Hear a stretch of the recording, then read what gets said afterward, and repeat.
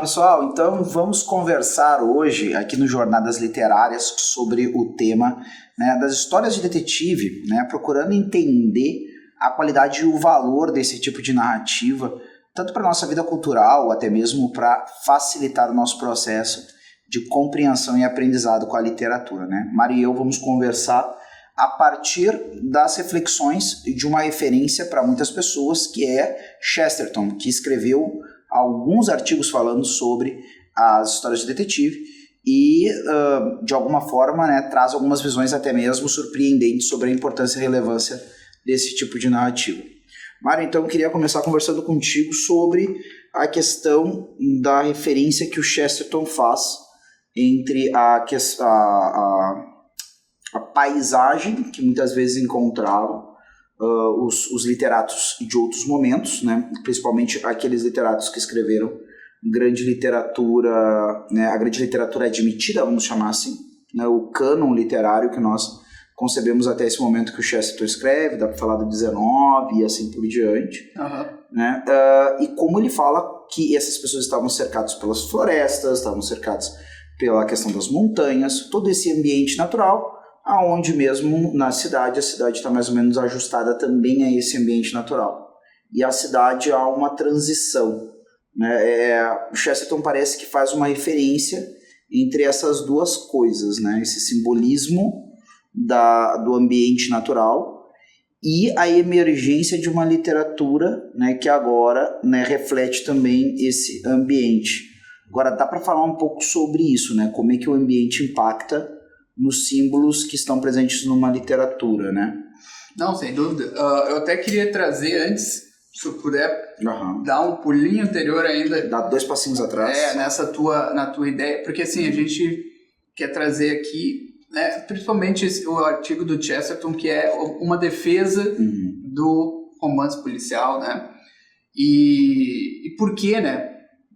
Por que precisava ser defendido, né? Então, a gente está trazendo aqui essa primeira proposta, a gente vai falar 2 ou 3, 4 ou 5 episódios sobre isso. Existe alguma dúvida, né? O pessoal ligado ao meio literário, principalmente, né? Se é realmente uma forma de literatura elevada ou se é mera literatura de entretenimento, certo? A gente vai trazer isso aqui. É o mote da nosso episódio, né? E aí, então, antes só de entrar nessa pergunta do meio ambiente onde se passa as histórias, eu vou trazer aqui a minha experiência, né? Porque eu sempre gostei desse tipo de história, desde muito cedo, assim, ainda na época que lia gibi, esse tipo de coisa, sempre que tinha uma história relacionada a um mistério, sempre me chamava a atenção, né? Uma coisa bastante... E sempre gostei, e depois entrando um pouco mais nesse mundo literário, conhecendo críticas, esse tipo de coisa, fiquei familiarizado com essa ideia de que, talvez não seja grande literatura, talvez seja subliteratura. Quem é mais crítico vai dizer isso, subliteratura, certo? Vai chamar de, né, uma coisa de subliteratura, deixa bem claro, é uma coisa ruim, né? Sim. Não é nem uma questão de médio, é ruim. Mas sempre gostei, então não me lembro exatamente qual foi o primeiro romance policial que eu li, mas deve ter sido alguma coisa da Agatha Christie, que sempre tem um livro da Agatha Christie perdido na casa, né? As pessoas sempre têm um livro da Agatha Christie ali, né? Até aproveitar, quando você fala da subliteratura, talvez até definindo de uma maneira, talvez fique mais claro, até para quem acompanha a nossa conversa, né? Me parece que é justamente aquela literatura que tanto não existe uma experiência literária do leitor, né? Mas que também, para aquele leitor que tem experiência, não vai ser uma literatura compensatória. Exato. Né? É aquilo. O cara não tem... Ele não precisa de treinamento porque não tem muito o que tirar dali mesmo, né? Exatamente isso. Que eu talvez equacionaria ali com Sidney Sheldon, talvez esteja por aí. Eu li um livro dele faz muito tempo, não me lembro de nada. Eu lembro também. Mas me lembro de ser uma coisa assim, bem... Mas lembra do título? Não lembro nem do título. Mas é um negócio bem confuso, bem assim, né? A Perseguição. A Perseguição. A Perseguição. Eu não tenho nem ideia. Mas é um negócio rocambolesco ali, um monte de confusão, passagens secretas, bastante clichês do gênero, que as grandes obras muitas vezes não trazem, né? Ou trazem de uma forma mais comedida, assim, essa questão dos clichês. Mas então eu sempre gostei desde cedo, né? Ali, lá pelos meus 20 anos, peguei gosto pelo Edgar Allan Poe, por muito tempo foi o meu escritor preferido, né? E ele é considerado o pai, depois vem descobrir isso também, o pai do romance policial, esse tipo de coisa, todo o arcabouço das histórias do detetive ele criou praticamente, né? Inclusive o negócio do Watson, tudo já estava nele lá, né? Mas isso a gente pode falar mais para adiante, né? Então, entrando na tua questão, o que o Chesterton traz ali, e eu acho que é uma intuição muito interessante, que o Chesterton tem intuições muito interessantes, né? Ele é um cara que tem intuições, larga ali no papel e segue adiante, né? Não é um cara que estende muito, assim, salvo alguns livros ali, tipo Hereges da Ortodoxia mesmo, né? Mas, então ele tem essa intuição de que aquilo que para aquela literatura mais antiga era a viagem, por exemplo, pela natureza, né? Sim. Vamos pegar uma Odisseia, né? Uma Eneida também. Exato. Então, assim, o meio ambiente dos caras era o mundo aberto mesmo, era o mundo da natureza, eles estavam enfrentando forças da natureza, principalmente nessas viagens marítimas, né? Pega também os Lusíadas, né? Isso, dá pra ir da Odisseia até os Lusíadas, passando por outras coisas, né? Exatamente, e ali eles estavam contando histórias que eram reais, estavam desbravando mesmo o mundo naquela época, né? Então era uma experiência visceral mesmo do ser humano ali, e o Chesterton vê que a partir de dado momento, principalmente já ali começo do século XX, onde ele está escrevendo, meio que mudou esse panorama, né? O mundo já é mais conhecido, os meios de locomoção já são de mais fácil acesso, né, pro pessoal, etc. Então ele vê que, pelo que eu entendi, ele vê que o epicentro da coisa se transplanta ali para as cidades grandes que estão cada vez maior, que antigamente não eram tão grandes, eram grandes, mas, né, estão cada vez mais, é o fenômeno das metrópoles, né? Ele está falando de Londres especificamente. Especificamente, exato. Ele cita Londres com... Ele não dá referência, ele diz, ele fala materialmente, assim, de Londres, né? Exato. Ele fala sobre descobrir os mistérios, o romance de Londres, né, nesse artigo da defesa da poesia. Então é isso, né? Então ele dá a entender que esse lugar onde tu tem que desbravar passou a ser a própria cidade onde tu está morando, porque ela é tão grande que ela se transforma quase num microcosmo, macrocosmo, como tu queira encarar, né? Se tu colocar a pessoa como microcosmo, a cidade vira um macrocosmo, mas, né? Então, é isso. Eu acho uma intuição muito interessante, e aí tu passa a ter as aventuras, né? Que também existe no ser humano essa sede por aventuras, né? E da aventura a gente passa para o mistério também, logo em seguida, né? Então, essa sede de aventuras acaba acontecendo dentro da cidade, e nessas aventuras de detetive, a gente vai expandir, né, mais a partir de agora, mas tu acaba descobrindo alguma coisa sobre as cidades grandes que tu não sabia, né? Sim. É que alguém pode dizer, não, a vida na cidade grande é monótona, né? Existe uma repetição e não sei o quê, mas o Chesterton, com aquele olhar dele, que é um olhar diferenciado, ele vê algo a mais ali, né? Então essa é a minha interpretação dessa primeira passagem aí, né? Quando ele fala desse tema, da questão da cidade, agora tomando exato, como tu comentaste, a cidade é essa metrópole, ou alguns vão chamar até de megalópole. Sim. Que até hoje, se a gente vai parar para pensar, uma necessidade que surge na vida de quem vive nessas cidades não tem. Se você está numa cidade grande, por exemplo, aqui, no caso, na nossa cidade, a região em que eu moro, quando eu vou para o outro extremo dela, é quase como se fosse outra cidade. Exato. E isso que é onde a gente vive aqui nem é tão grande assim, né? É que é Porto Alegre, a capital do Rio Grande do Sul, mas não é a maior capital do Brasil. Sim. E a gente sabe que para fora do Brasil tem coisas maiores ainda, que a maior capital, que é São Paulo, né? Sim. Então, quer dizer, você está diante de Londres, é maior do que São Paulo, acredito eu, ou menos... mais concentrada, bom, eu já não vou saber. Mas o fato simples é que existem ainda maiores, né, mais cidades ainda maiores que essas capitais.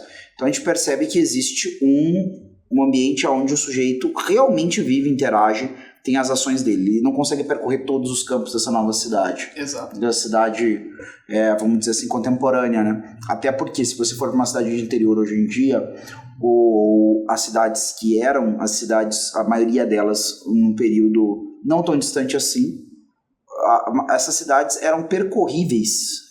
Você realmente, sem grande dificuldade, passava pelos vários setores da cidade sem grande problema. Sim. E agora realmente elas se tornaram coisas absurdas. Você realmente tem um desconhecimento da cidade. Tem partes da cidade que para você são misteriosas, né? Ao ponto de que a pessoa não entende o modo de vida de alguém que está num outro bairro. Exatamente, tá? Exatamente. E até para ter esse contato de forma literária, um bom escritor pode explorar isso. Exato. Também um choque cultural dentro da própria cidade, não é um país contra o outro, Exato. não é um burgo contra o outro, coisa assim. Né? Até se a gente for parar para pensar no próprio período do Chesterton, né? Havia uma diferença abissal entre a vida de alguém que morava no bairro onde houve os crimes do Jack Stripador, Whitechapel, e Mayfair, por exemplo, né? Era uma coisa absurda. E por outro lado, também a partir daí você tem uma matéria humana muito diversificada. Sim. Isso é uma outra coisa que acaba acontecendo também, o que pode muitas vezes haver numa cidade menor, é que ali existe mais ou menos uma moralidade e uma cosmovisão mais ou menos unificada. Mais homogênea. Mais homogênea, exatamente. Sim. Então é muito mais fácil você manter o estado de uma ordem conquistada, né? Ou seja, essa ordem conquistada, ela tem instituições e tem um grupo majoritário de pessoas que aqueles que saem desses eixos, né, tem muita dificuldade de criar ali uma desordem que seja realmente perturbadora. No primeiro momento, ela já vai lá e né, abafada e aquilo ali não se propaga. Sim. Agora, rapidamente, um grande grupo de pessoas, né, acaba essa desordem sempre, como eu estou reproduzindo na cidade a estrutura, no fundo o macrocosmo, o microcosmo, como, quer dizer, tu bem disseste, né? Macrocosmo em relação à pessoa, né? Microcosmo em relação ao mundo, ao né? mundo todo. Exato, mas em relação à pessoa é realmente um macrocosmo. Sim. Como eu estou diante daquilo, eu também acabo me deparando com aquilo que é as dificuldades que havia nesse mundo natural. Eu tinha, né, a floresta, o bosque ou os elementos da natureza, né, como forças inconscientes, como Chesterton vai dizer ali, que, né, podem causar uma desagregação, não sei, uma enchente, mesmo algo vindo da floresta, a floresta em si, que é sempre um elemento de perigo, né, ao mesmo tempo que pode ser um refúgio, pode ser um elemento de perigo. Sim. Dentro dessa história. Eu posso ter um grupo humano que se refugia na floresta e acaba, de alguma forma, como criminosos, que o próprio Chesterton vai chamar de filhos do caos, né, atacando a ordem da cidade. Agora parece que isso foi tudo concentrado dentro da própria cidade. Exatamente. Agora a floresta também está dentro da cidade. Exatamente. Assim como os elementos de ordem, né, e isso acaba tendo algum aspecto de confusão. E esse ataque do caos vai também acontecer dentro da dinâmica urbana, né? E aí é que começa a deixa para a questão do detetive, né? O papel que o detetive acaba tendo, né? E uma coisa que eu achei interessantíssimo também é ele falando que com o passar do tempo você precisa que surjam narrativas que manifestem o costume e a atualidade do tempo das pessoas que estão vivendo ali. Então, quer dizer, não pode ser ficar eternamente. As pessoas não estão mais vivendo no campo, nem na realidade campestre, né, ou bucólica. Então, as suas histórias têm que começar a ter símbolos, né, que estão rodeando ela, assim como as chaminés, assim como essas coisas todas, né. E então, deixa para a entrada desse sujeito que é o detetive, que ele vai fazer essa convergência com a coisa do cavaleiro, não é mesmo? Exatamente. Não, primeiro tem a questão da polícia, né? O Chesterton chama atenção à questão da polícia, como essas sentinelas que estão ali nos postos mais avançados, né, da civilização, da sociedade, defendendo do caos. O caos é o quê? É a natureza exterior. Porque vamos lembrar, uma experiência que o citadino, a pessoa citadina moderna não tem muito, sei lá, entrou uma pantera dentro da cidade, né, e atacou ali. Não tem isso. Por que não? Porque tem alguém está vigiando isso, alguém está controlando, alguém está caçando, e a pessoa muitas vezes nem sabe que tem isso, né, que está ali. Mas está ali, alguém está protegendo, é isso que ele está falando. Esse é o primeiro nível da coisa, né? Então, e aí quem faz isso? Quem simboliza isso, melhor dizendo, é a polícia. Né? Principalmente pro Chesterton ali. Claro que depois vão se ramificar em várias outras. Nesse mundo medieval, ou mesmo mais natural, mesmo moderno, porque não havia essa figura da polícia, não é? Então, o que faria esse papel? O próprio homem, ou os homens de uma comunidade que cuidavam dessa comunidade, faziam o papel de polícia? Exatamente. Exatamente. Claro, tem a classe, né, governante ali, vai ter um príncipe num burgo, né, como é que chama? De uma aldeia, um vilarejo? Não, mas tem aquele termo técnico, num feudo, certo? Sim, vai ter um senhor ali, uma pequena milícia, esse cara que é a classe guerreira, né? Existem duas coisas, eu acho, né? A coisa da classe dos homens desse senhor, que geralmente aí serão cavaleiros mesmo, aí são iniciados na ordem da cavalaria. Exato. E outra coisa, eu acho que em tempos esporádicos, acho não, isso aí fontes históricas apontam que é assim mesmo. Quando há necessidade, se faz uma juntada daqueles homens daquele vilarejo, daquela aldeia, para combater um mal específico que aparece ali. Se necessário, né? Se necessitar de mais pessoas, não, com certeza. E menos especializado na arte da guerra ou no uso da violência do que no caso o cavaleiro, por exemplo. Exatamente, uma pessoa treinada. Mas, e aí nós temos essa questão da polícia, e aí tem esse personagem muito peculiar que é o detetive, que geralmente... Só fazendo um pequeno par nessa questão, a polícia, se eu não me engano, pelo menos a Scotland Yard, surge desse tipo de... bem disso que a gente está falando mesmo. Ela surge, né, e eu acho que isso até mesmo em Whitechapel ou em outro local, da necessidade de ter rondas por causa desses assassinatos. Sim. E aí começa a organizar esse pessoal, e aí tem voluntários, e parece que a Scotland Yard vai começando a surgir dessa iniciativa, né, popular, vamos chamar assim. Sim. E depois isso vai desenvolver. Então parece que a própria origem da polícia pelo menos no contexto inglês, parece ser esse mesmo, né? Sim. Depois a gente vai falar num outro episódio aí da parte histórica, a gente vai falar do Vidcock, né, que é um ex-ladrão francês que se torna chefe da polícia, né, da Sûreté, né, de investigação, e ele que leva é um pouco lendário, um pouco verdade, não tenho certeza, porque ele tem a autobiografia dele que ele afirma que foi ele, mas tem gente que contesta, mas ele teria levado muitas técnicas revolucionárias para dentro dessa unidade de investigação daí na França, né? E esse cara praticamente sozinho influenciou vários escritores, vários mesmo. Depois a gente traz uma lista, né, que escreveram sobre essa questão aí.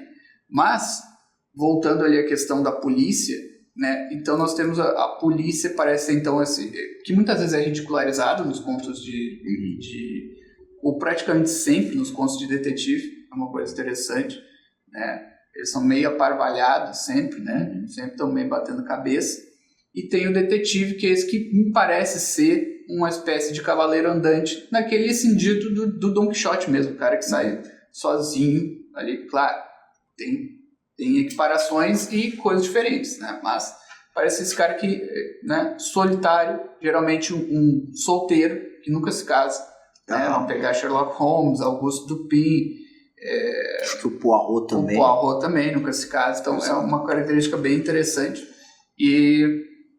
E esse cara... Padre Brown, por motivos óbvios. Exatamente.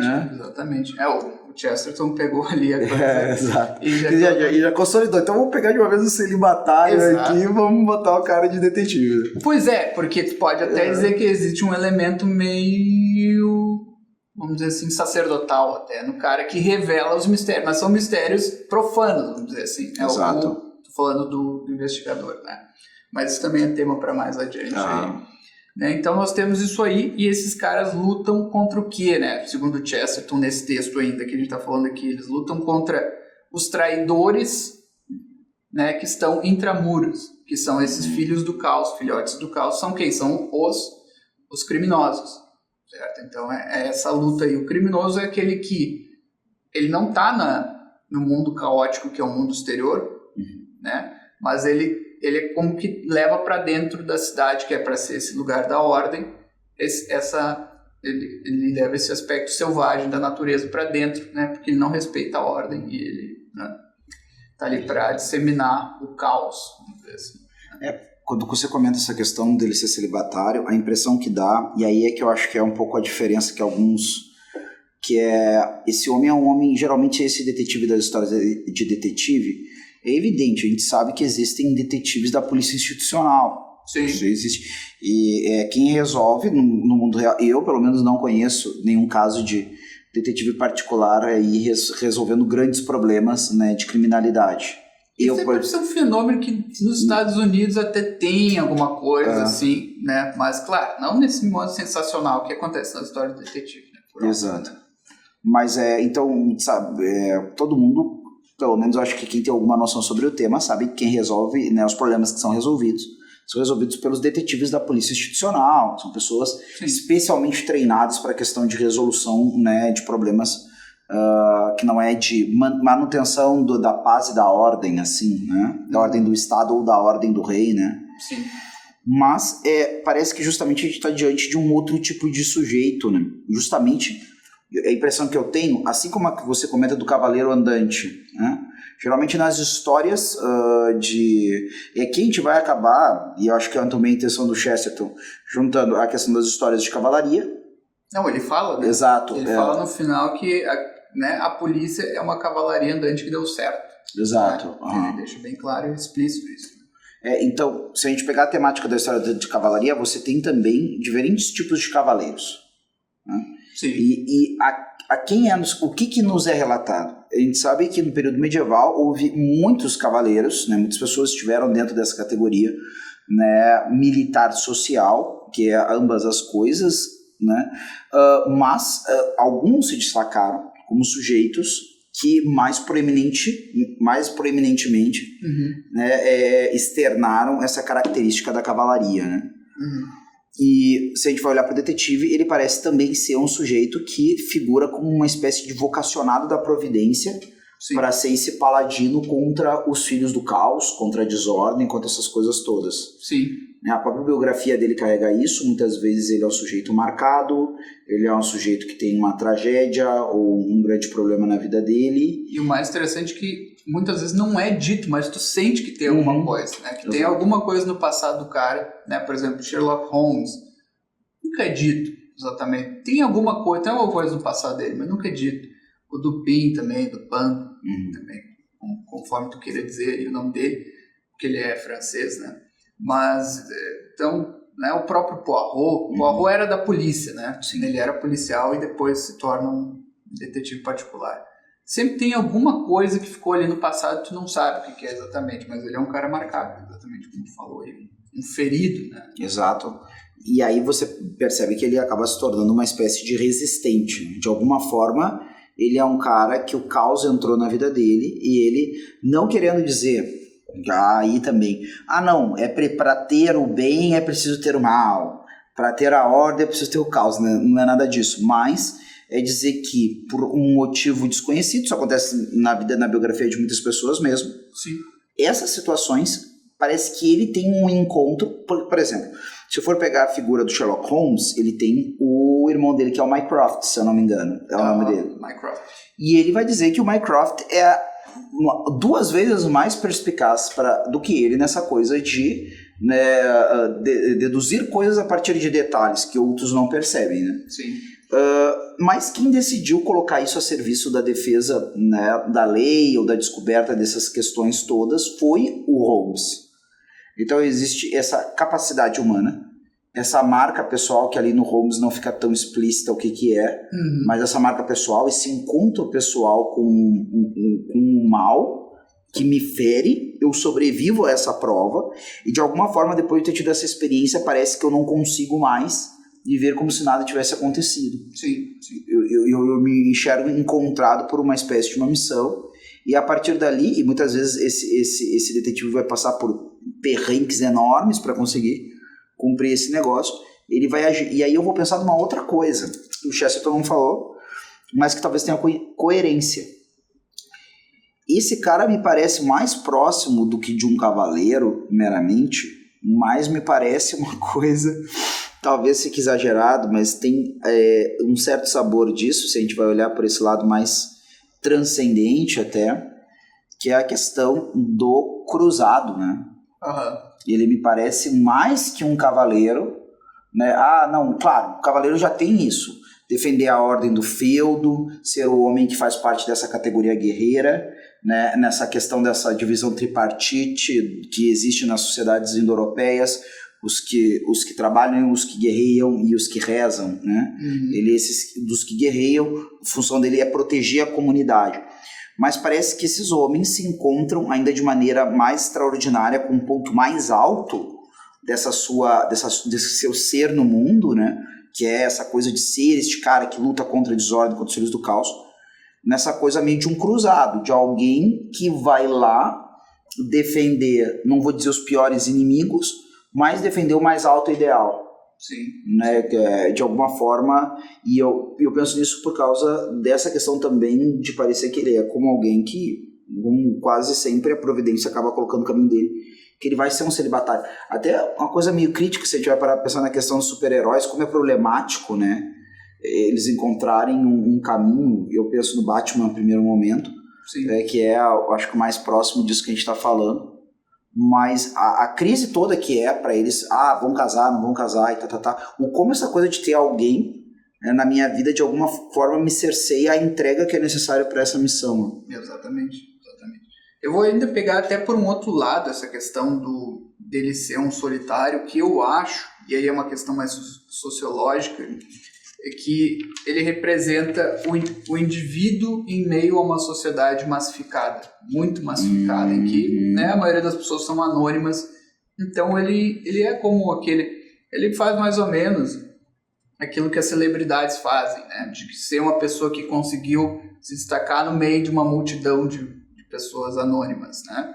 Então eu acho que tem um pouquinho desse negócio de, não, ele consegue fazer sozinho, certo? E se destacar no meio de uma multidão, ele não precisa dos outros. Tem um elemento, um tempero disso aí, nesse negócio do detetive solitário, que trabalha sozinho, que é melhor que a polícia, com todas as suas capacidades, etc, né? E ele encontra... E tem mais uma coisa, agora a gente está colocando esses elementos do detetive e a questão da personalidade, isso não tinha me ocorrido, mas justamente a gente está observando aí o peso de uma personalidade em relação a todo o resto, né? Então, na verdade, o que acaba se destacando ali, por que ele consegue enfrentar o mal de maneira extraordinária? Porque ele é uma personalidade que parece que naquela circunstância é mais bem composta, né, do que as demais. Sim. E aí isso me parece um tema muito elevado. Aí essa questão também da defesa que a gente está falando, esse artigo que a gente está comentando em algum grau é uma defesa das histórias de detetive. Sim. E aí a gente se depara com isso. Parece que eu tenho matéria aí para escrever aquilo que a gente pode chamar de autoliteratura. Exato. Necessariamente não precisa ser só um apelo de clichês. É o que o Chesterton defende com muita veemência. E aí a gente tem um problema que na literatura de policial existem muitos romances. É um gênero que é realmente prolífero em livros ruins ou apenas medianos, apenas aceitáveis, né? Medíocres até. Então, eu entendo essa percepção por parte de alguns, né, de que é um gênero talvez só entretenimento. Eu não acho. E o Chesterton defende que não é isso. Sim. Ele diz... E por quê, né? Até tu usaste antes ali uma expressão muito boa. Ele tem uma receita de bolo muito forte, certo? Não, né? Que, tem que estar sempre ali, ou quase sempre ali. Tu não pode mudar quase nada. Tem que ter o Watson, né? Tem que ter a polícia pateta, né? Tem que ter... tem que ter um pateta da polícia lá. Eu tenho a impressão que a polícia nem é tão pateta, mas é que o detetive às vezes parece que essa personalidade dele é tão forte, a percepção dele, que em comparação com a polícia, eles ficam apatetados, né? Exatamente. Talvez a polícia até conseguisse resolver o problema, só que ia demorar muito mais, ou, né? Esse tipo de coisa. Então, tem uma fórmula ali, tem uma fórmula de como tu vai apresentar toda a história, esconder o que tu tem que esconder, o que tu tem que mostrar, tu tem que dar uma dica, mas essa dica... É uma receita de bolo que a gente bem falasse antes ali. Então, isso se presta a criar um monte de histórias genéricas e ruins. Mas o que o Chesterton argumenta é que não existe um motivo por que essa receita, e também pode fazer algumas modificações nela, não possa ser colocada dentro de um quadro muito mais, né, muito mais profundo, tanto psicologicamente, e alguns dirão até filosoficamente, né, que a gente está discutindo. Não, o Chesterton tenta fazer isso com o Homem que Era Quinta-feira. Para mim, claramente, é um romance policial metafísico, tanto que tu até fica na dúvida, é um romance policial? Exato. Né? Fica olhando ali. Quando chega no final, tu diz assim, mas parece que virou outra coisa. Exatamente, vira, né, ponto cabeça, até porque no meio da história tu já descobre quem é o conspirador ali, né, só que aí de novo ele gira, porque daí o conspirador é o mesmo cara que era, spoiler aqui, né, sim. Né? Então nem vou entrar muito por aqui, mas então, enfim, e ele coloca temas metafísicos muito profundos ali, para mim, melhor do que o Padre Brown, por exemplo. É mesmo. Então, na verdade, tem uma... É que eu acho que esse que é o detalhe, né? Diferente do Holmes, por exemplo, do Sir Arthur Conan Doyle, e você não tem nenhuma novela, podemos chamar assim, romance mais longo, com o personagem Padre Brown, né? Exato. São todos contos curtos, assim como tem vários do Sherlock Holmes, que são, mas você tem 4, né, romances mais longos, que é o Cão dos Baskerville, o Signo dos 4, o Estudo em Vermelho, que é o primeiro, né, se eu não me engano, e que eu não sei se foi publicado eu não sei se algum deles foi publicado num volume só, ou se todos eles foram publicados, mesmo os livros mais longos, foi publicado em fascículos, vamos chamar assim, em jornais ou revista. Bom, aí teria que fazer uma pesquisa. Eu acho que o Cão dos Baskerville foi, pelo menos esse, foi publicado inteiro de uma vez. Tenho a impressão. Mas mesmo assim, é uma história contínua que tem um arco de uma mesma trama para trabalhar de maneira mais substancial certos elementos do personagem. Sim. E eu acho que talvez... E eu acho que esse que é um grande ponto, né, do Homem que Era Quinta-feira. Que aí você tem um romance mais longo mesmo, exato, você pode estender a coisa. Exatamente. Você não mostra um quadro acerca daquele personagem. Exato, aí traz um ponto interessante, realmente. Pô, se tivesse um Padre Brown em forma de romance, pode ser que eu mudasse de ideia, mas eu... Né? Do tamanho de um livro da Agatha Christie, por exemplo. Exatamente. Então, isso aí... Então, assim, eu falei do Homem que Era Quinta-feira como um romance metafísico, mas... Não estou dizendo que só esse é capaz de ser alta literatura. Eu acho, para mim, Sherlock Holmes é alta literatura. Não é a mais alta, evidentemente, mas para mim está entre os clássicos. Sim. Minha opinião. Debato a Agatha Christie. Realmente, debato. Acho entretenimento bom, não sei se é alta literatura. Estou até inclinado a dizer que não. Mas gosto muito mesmo assim, porque também não só leio alta literatura, né? Só para dizer assim, o que a gente considera um clássico, né? Até eu vou falar se o Mário concorda ou não concorda, mas para mim é um livro que eu diria assim, né? Uma pessoa civilizada deveria ler em algum momento, né? E se pelo menos alguma coisa daquele autor. Sim. Né? E é obrigado a gostar? Bom, lei do gosto é outra história. Não, Gostos são regalos da vida, né? Exato. Mas, no fundo, é aquela questão de que são livros que eu não posso negar que tem ali um valor, né? Ele é bom, né? E se eu não gostar, é outra história, mas ele realmente vale a pena ser lido. Né? O que é puramente bom é bolo de chocolate. Né? Porque daí, quando entra na literatura, você está falando de inteligência. E tem até um gosto da inteligência, um prazer da inteligência, mas não é o mesmo prazer, né? Que é aquele prazer do dia a dia que é o que todo mundo pensa quando alguém fala assim, eu quero fazer algo que eu gosto. Sim. Né? Mas enfim, então eu acho que é debatível aí vários, né? O Arthur Conan Doyle eu coloco, Chesterton por óbvio, certo? O Edgar Allan Poe. Claro. E outros, certo? Então, E acha a Agatha Christie discutível. Discutível, não. Realmente eu acho discutível. Eu acho que como escritora ela é bastante pobre. Sim. Como pessoa, falando aqui de arte literária. Aí você acha isso ela pobre. Exatamente, acho. E toda a conversa que o pessoal tem sobre ela, de que, não, ela foi até consultora da Scotland Yard, bababá, mas aí é outra coisa, né? Mas os plots dela, eu gosto de alguns, não todos, né? Como inventora de plots de mistério, eu acho que ela é excelente. Agora, as minhas dúvidas estão na qualidade literária mesmo. Certo?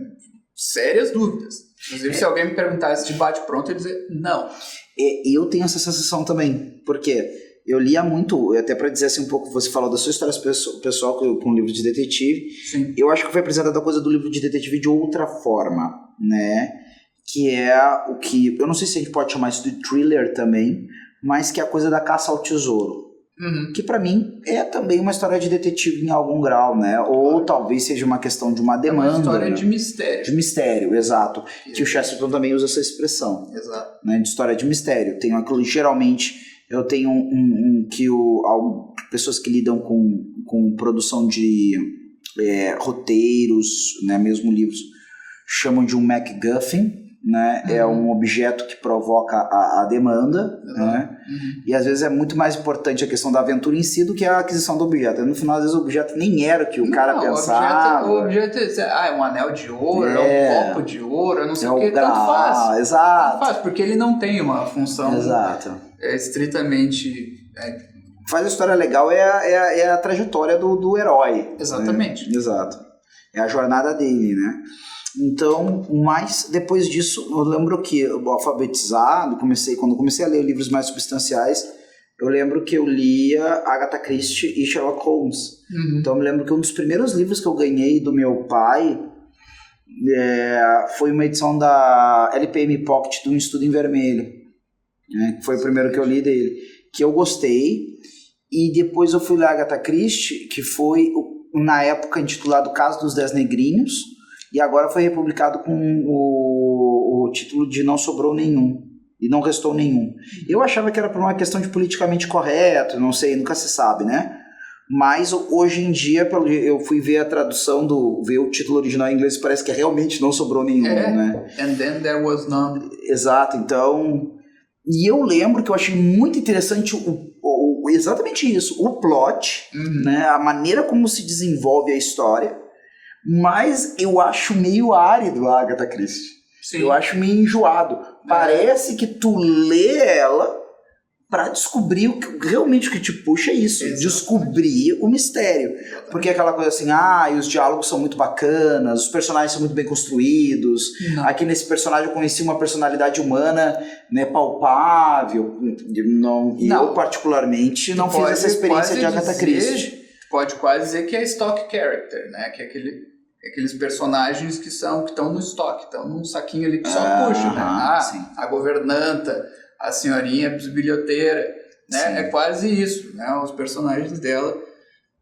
Não vamos ser extremamente rigorosos. Tem alguma profundidade, sim. Agora, é uma coisa que me deixa no meio caminho, assim. E inclinado a dizer, não faz parte do... Né, de um cânone do grande cânone, mas é uma literatura de entretenimento aí nesse quesito de entretenimento muito legal. De primeira qualidade, aí em termos de entretenimento. Exatamente. Para quem gosta, né? Para quem gosta de histórias de detetive mesmo. Né? Mas então, acho que é isso, né? Aí para concluir essa história, para mim o gênero do detetive, histórias de mistério, até gosto mais desse termo, né? História de mistério também. E a gente vai trazer até nos próximos episódios, né, essa questão do mistério. Porque toda história tem um mistério, certo? Por exemplo, a Eneida. Ainda que no começo da Eneida esteja dito tudo que vai acontecer, o varão que saiu das praias de Troia, né, foi para Itália e fundou uma cidade, tá tudo ali. Mas algum mínimo quesito de mistério tem que ter. Tu não sabe exatamente o que vai acontecer com ele. Ele vai morrer no final, ele vai ser assassinado, ele vai falhar em algum quesito, quem vai morrer, vai acontecer alguma tragédia, alguém vai botar fogo em si mesmo porque ele fugiu de navio. Tu não sabe tudo isso. Então, sempre tem um quê de mistério na história. Mas tem esse spoiler revelado aí. Não, quem não leu não vai entender, né? Mas enfim. E bom, então esse elemento mistério para mim é um elemento chave de qualquer história. Assim, né? Então, por isso, e aí tem aquelas que se focam principalmente nisso, né? Que muito me agradam. Enfim. E, para concluir, varia para mim, não é a questão do gênero ser ruim. Varia de autor para autor, certo? Vai ter os autores que nesse gênero vão estar no cânone e os que não vão estar, né? Essa é a minha conclusão final aí. Para mim a pergunta que fica, né, falando dessas possibilidades, é se já chegamos, né, no melhor estado da arte quando o assunto é esses livros, né, um gênero de detetive. Que é um gênero recente. Que é um gênero recente, exatamente, que é um gênero praticamente do 19. Então, assim, talvez nós esteja por vir ainda o grande autor, né, desse gênero. Vou falar uma coisa assim que acho que fica mais gráfico pro pessoal. Talvez esteja por aparecer o Tolkien, né, do gênero, né, de detetive, ou seja, né, aquele cara que elevou o estado pensando na coisa da fantasia ou do fantástico, né, a um nível mais, né, que transcende a mera coisa da atração por coisas extraordinárias, pelo fio, pela descoberta do mistério, coisa do tipo. Porque eu fui com a impressão disso, né? Se um livro depende demais de você não saber o tal do spoiler, é porque provavelmente ele não é tão bom assim. Sim, né? Sim, exatamente. Uma boa história. É só isso. Né? É uma boa história, parece que sobrevive a coisa do spoiler. Sim. E eu acho que entra nisso que tu comentou, né? A questão da trajetória. O que vai acontecer com esse cara? Como é que ele chega lá? E o Chesterton parece deixar isso em aberto também, ele com uma humildade bastante típica, eu diria. Ele deixa só, eu escrevi as minhas histórias aqui, mas ele deixa uma porta aberta. Não, ainda está por vir, né? E da época dele já passou 100 anos. Sim. E, né, acho que ainda não chegou. Mas, por exemplo, o gênero épico tem 3.000 anos, né? 2.000 anos, assim, 2.000 anos. Não, quase 3.000 anos mesmo. Então, né, esse está ainda engatinhando. Exato. Então, e pensar que depois de uma Eneida, ainda veio depois uma Divina Comédia, ainda veio depois os Lusíadas. Sim. Então, pensar o tempo de intervalo que tem entre essas obras, né? Paraíso Perdido. Paraíso Perdido, exatamente. Jerusalém Reconquistada, várias coisas. Exato. Então, bom, para não estender, senão a gente pode ficar falando aqui, né? Durante um tempo infindo, ou quase perto disso, né? Ficamos por aqui. Contamos com a presença de vocês nos nossos próximos encontros. Curtam, né? Curtam o episódio. Coloquem ali a sinalização ali para serem avisados no sininho, para ser avisado das atualizações. Também comentem, pessoal. Nós temos agora esse firme propósito de interagir, especialmente agora. Pensamos em vocês como mais uma pessoa que está participando dessa nossa conversa. Então comenta o que você achou, as dúvidas que ficou, insights que tiveram. E nós, na medida do possível, vamos responder a todos. E um abraço, até a próxima. Até a próxima.